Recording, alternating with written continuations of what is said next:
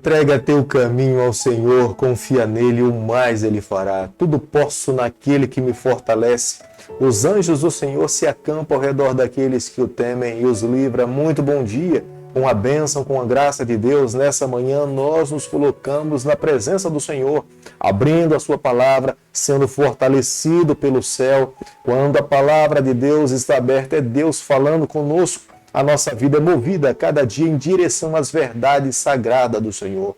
Todos os dias nesse canal nós estudamos um capítulo da palavra do Senhor e temos a alegria de nessa manhã podermos iniciarmos o estudo do livro de Lucas. É um livro fantástico, é um livro escrito para o seu amigo Teófilo, mas o seu conteúdo alcança o nosso coração nos dias em que nós estamos vivendo. Todos os dias nesse canal nós estudamos um capítulo da palavra do Senhor.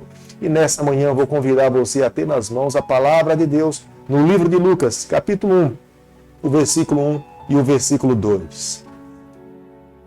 Visto que muitos houve que empreenderam uma narração coordenada dos fatos que entre nós se realizaram, conforme nos transmitiram os que desde o princípio foram deles testemunhas oculares e ministros da palavra. Lucas é um médico. Lucas tem nas mãos a responsabilidade, como ele mesmo coloca aqui, nos 2 primeiros versículos, que ele coordena, ele escreve, ele organiza um material, uma carta e ele direciona para o seu amigo Teófilo. Mateus escreveu para os judeus, Marcos escreveu para os romanos e Lucas escreve para o seu amigo pessoal, que é Teófilo.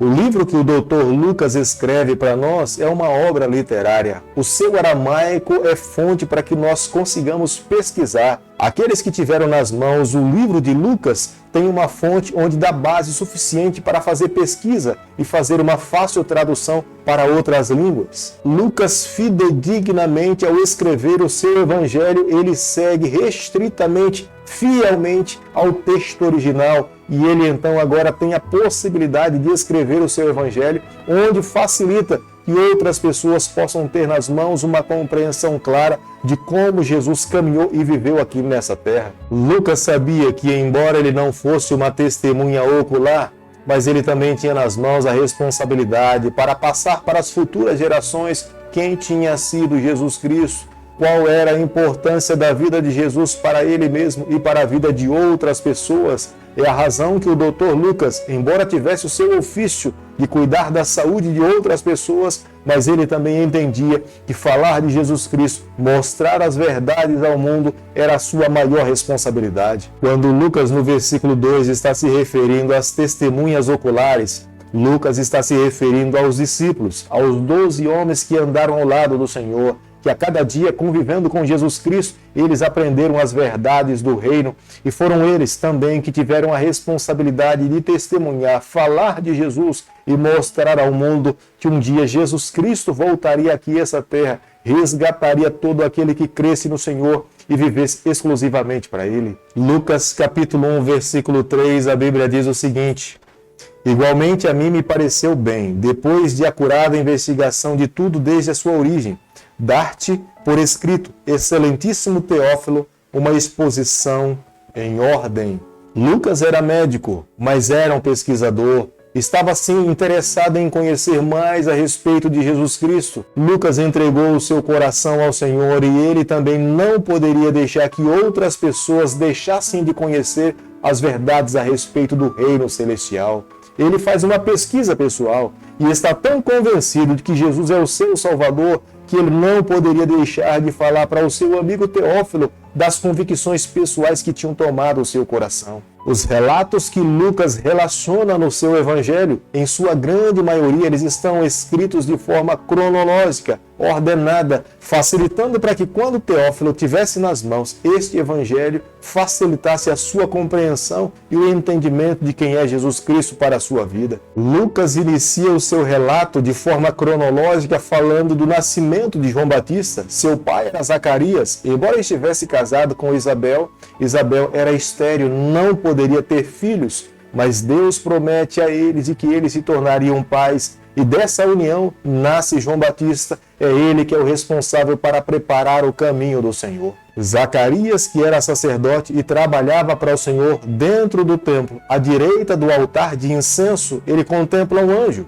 E esse anjo fala para ele de que o seu filho seria grande diante de Deus, ele seria responsável para preparar o caminho do Senhor aqui nessa terra. Ele viveria como um nazireu de Deus, ele não poderia tomar vinho, ele não poderia cortar o seu cabelo, ele deveria viver uma vida santificada, exclusiva para o Senhor. Uma mulher estéril naquela época era entendida como sendo uma mulher amaldiçoada, já que ela não poderia dar à luz, era uma prova de que Deus não estava favorável para com a sua vida.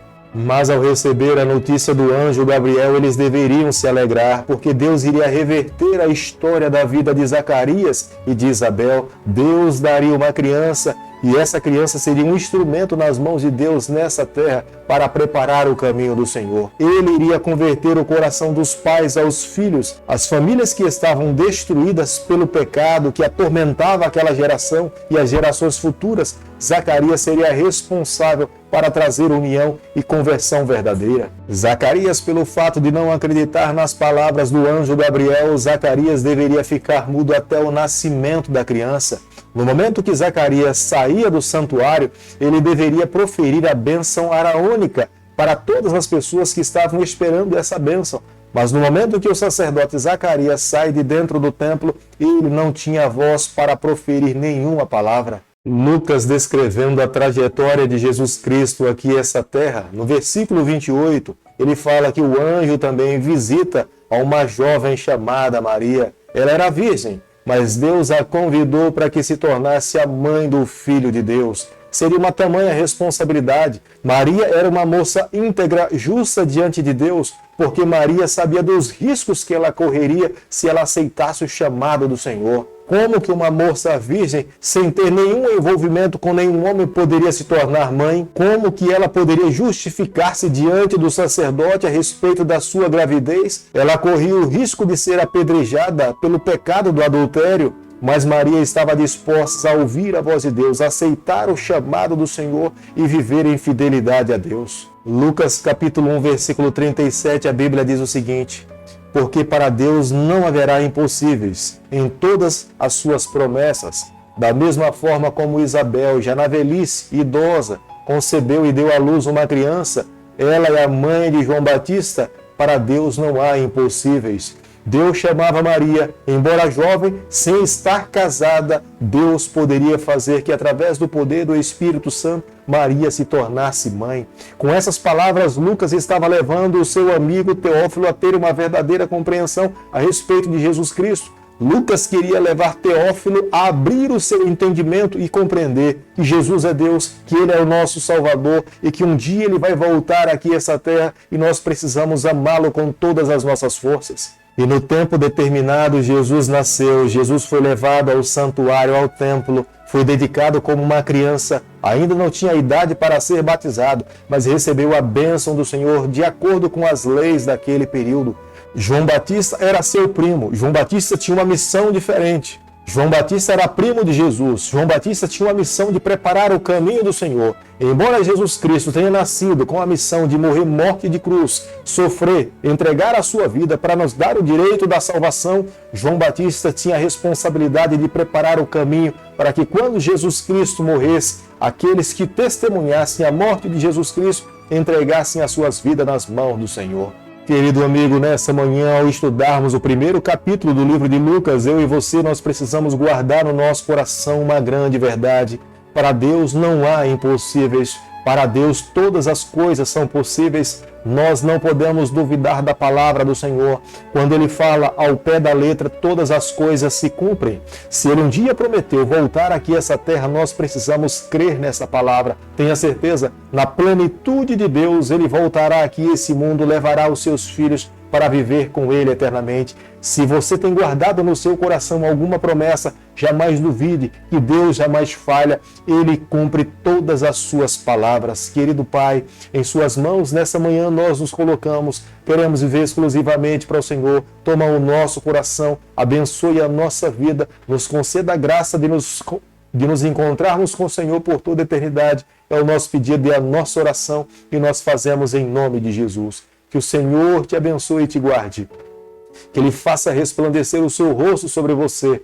Que Ele tenha misericórdia de você. Que sobre você nessa manhã Ele levante seu rosto e conceda a sua paz em nome de Jesus. Amém.